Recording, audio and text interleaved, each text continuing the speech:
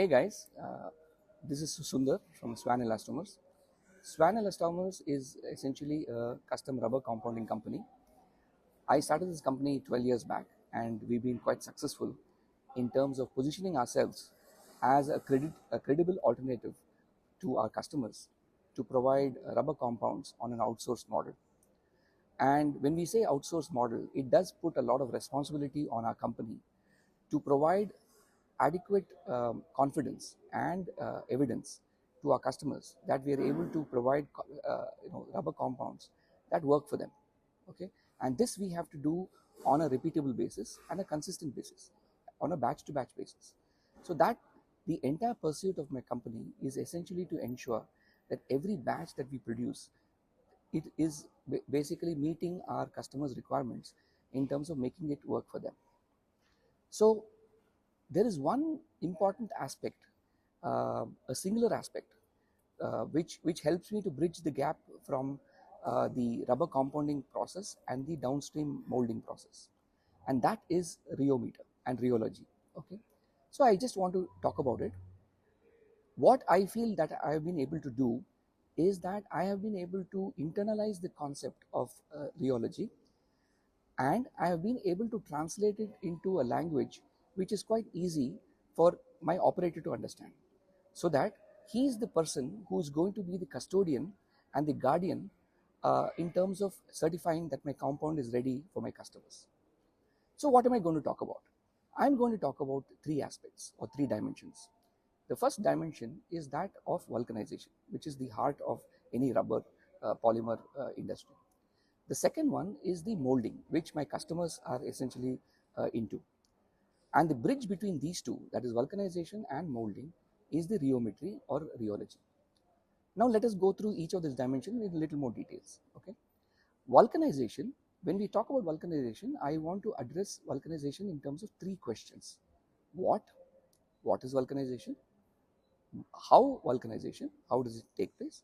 And when vulcanization? When I say when, it is basically the time dimension. Okay, so let us talk about the what vulcanization. Vulcanization essentially is the chemistry of the bonding, where the polymer linkages happen either through sulfur bonds or peroxide bonds and various other chemical bonds, which provide the basic physical properties to the rubber compound, to the rubber component. So that is essentially the chemistry of the vulcanization process. That is the what. How does it happen? For basic vulcanization to happen, you need three things to come together. You need temperature, basically typically around 140 to 180 or 200 degrees. You need pressure, because you have to apply pressure to bring multiple layers of compound and metal together for the compounding, for the vulcanization to take place. And you need to provide time. So basically it is three things. It is pressure, temperature and time. Okay, this is the basic essence of vulcanization, how it takes place. There is another how part of it, which is the chemistry, which is essentially see, each of these topics I can keep drilling down and talk about it for a long time. That is not the intent. Essentially vulcanization, the how part, there is an activation, there is an acceleration, and there is a bonding. So basically this is, I will leave it at that, and whoever is interested can deep dive into each of these layers of vulcanization. The third aspect is the when part, the timing. Time is a very, very essential part of vulcanization, because it tells you, how much time you have for loading the particular mold cavity, the compound into the cavity, and the flow to take place, and how much time you need to give for the curing to take place. And if you want to go into the technical aspects of it, there is something called reaction kinetics. That is a field of study in chemistry where you study the rate of the reaction. Okay, and there is first order reaction, second order reaction. So essentially the heart of the timing of vulcanization is governed by something called the Arrhenius equation or the chemical kinetics. I will just leave it at that, because whoever is curious can actually go into the details of it. Now let us look at molding. What is molding? Molding or any downstream process is basically to starting from a compound which is unvulcanized rubber. It has all the ingredients which makes it ready for vulcanization, but it is not yet started the vulcanization. Okay, so you need about 3 or 4 things for the molding process to happen. First is you need the compound which is weighed accurately, which will fill the complete cavity of the molded die. So the volume of the cavity plays a very important role in it. Okay. Then there is a flow. When we load the compound onto the die, the compound is at room temperature, typically maybe 25-30 degrees, depending on the ambient temperature. It is still not in the vulcanization temperature zone. But when we close the die, the first thing that happens is the flow, because you want a solid compound to fill every nook and corner of the cavity. So the flow of the compound into the cavities is a very essential part of the molding process. Okay. The third process is essentially that of removing the air entrapment, and the fourth one is essentially the giving the time and the pressure and the temperature for the vulcanization to start, so that at the end of the optimal curing cycle you get the molded product. So this is molding. Now, I told you in the beginning that I'm going to talk about rheology, which will link these two aspects. Okay, so why rheology is important to link these two? Because the rheology testing is done to a unvulcanized compound, which is vulcanizable. That means it is ready to be vulcanized, but it is not yet vulcanized. What do we do in a rheometer? We take a small sample, typically about 5-6 grams, very less. Okay, it's not too much.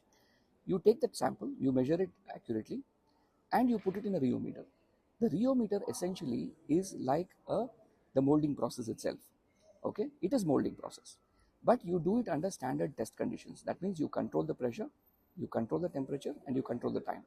So it is molding under very tight controlled condition. Now, this is the interesting part which I wanted to talk to you about. How can we use rheology to get an insight about the performance of that compound? When we talk about a rheometer, there are about 6 or 7 key parameters, and I will just name that to you. Okay, there is ml, there is mh, there is ts2, there is tc10, there is tc90, then there is a trend, and there is tan delta. This is typically what you talk about when you talk about rheology.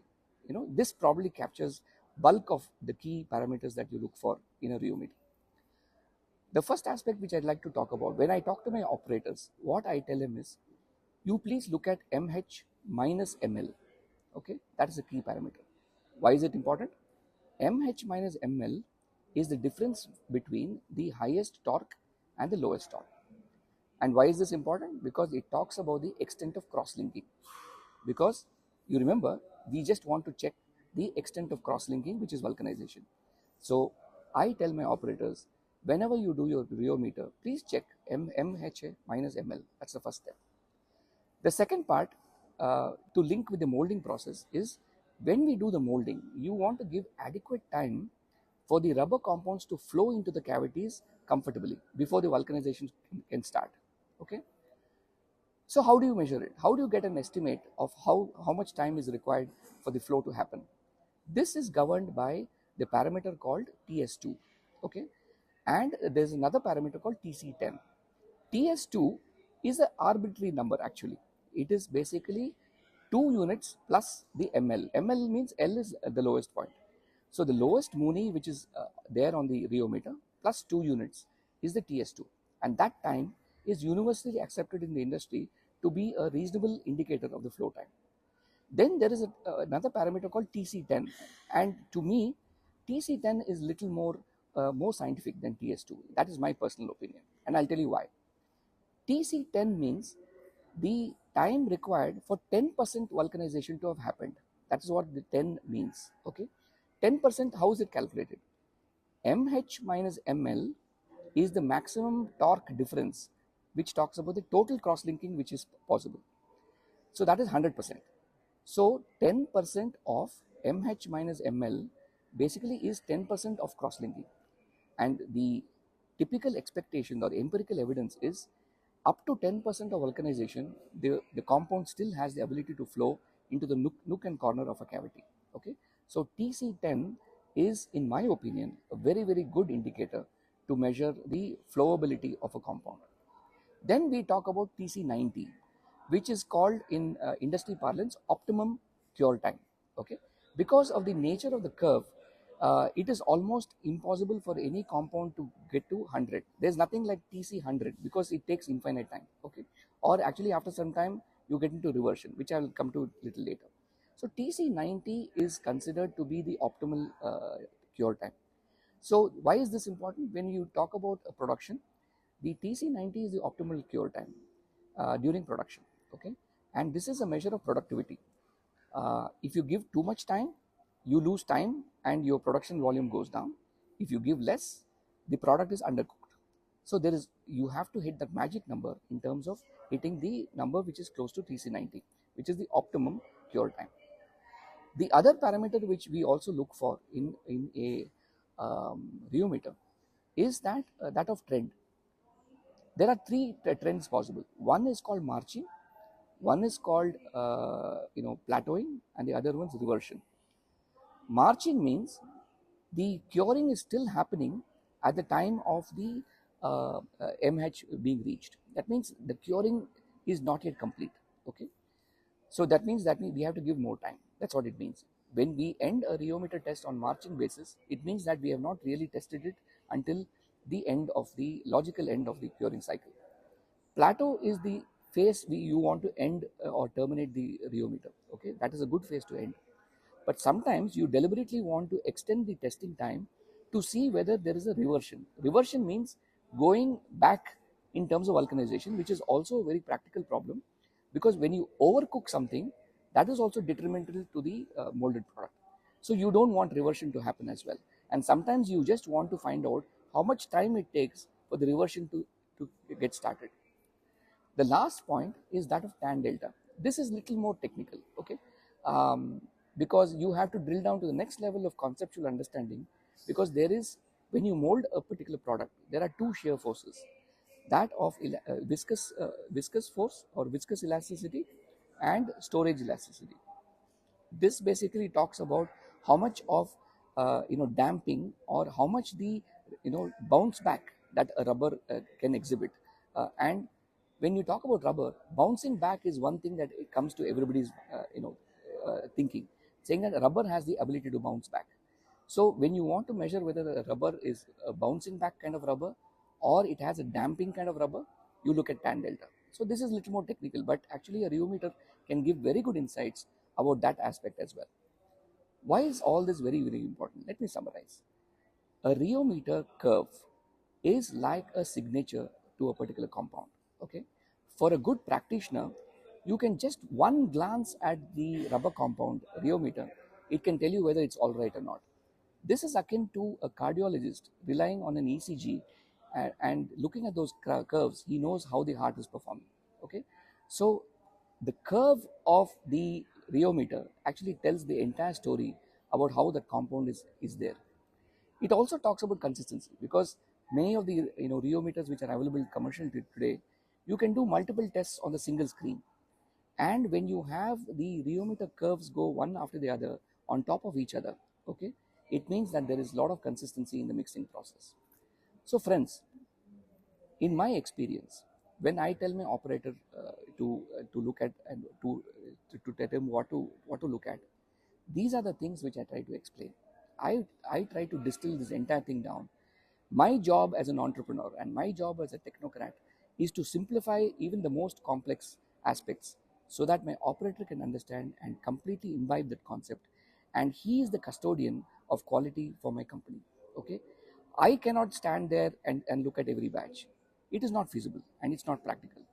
And therefore, my value that I bring it is I bring those concepts, make it simple so that my operator can understand, and he stands on my behalf and he becomes my custodian.